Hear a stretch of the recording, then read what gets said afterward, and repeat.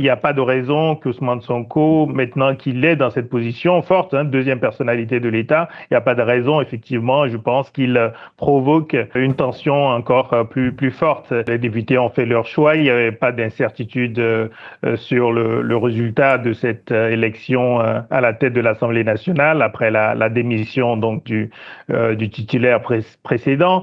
On connaît la forte majorité dont bénéficie le PASTEF, le parti dirigé par Ousmane Sonko à l'Assemblée nationale, et donc il n'y avait pas de doute. Il y a eu bien sûr une petite controverse sur la légalité du retour d'Ousmane Sonko à l'Assemblée nationale, puisqu'il n'avait en fait jamais exercé le mandat et qu'il avait choisi d'être au gouvernement, et que les textes étaient assez flous sur la possibilité pour lui d'intégrer l'Assemblée nationale. Mais au-delà de cette controverse juridique, il n'y avait pas de doute sur le plan politique, sur sa légitimité à être à la tête de cette institution. Alors, je crois qu'il faut d'abord souligner que tout ce qui s'est passé, disons, respecte la constitution du pays, et ça, c'est important de le souligner.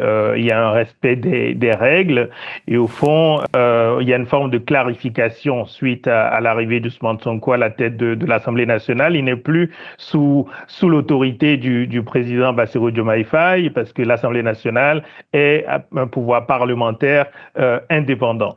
Et donc, de mon point de vue, on n'entre pas nécessairement en cohabitation. Le discours d'Ousmane Sonko montre à la fois une volonté de jouer pleinement son rôle de contre-pouvoir, et on peut lui faire confiance pour jouer ce rôle, mais en même temps, il a tenu à rassurer en fond en promettant une collaboration pour éviter justement des blocages institutionnels. Et donc, je crois qu'il est aussi conscient de la nécessité finalement pour les deux, pour Bassirou Diomaye Faye et lui-même, de préserver, disons, une forme de stabilité qui permette de ne pas avoir un mandat finalement présidentiel pour rien dans une situation économique difficile.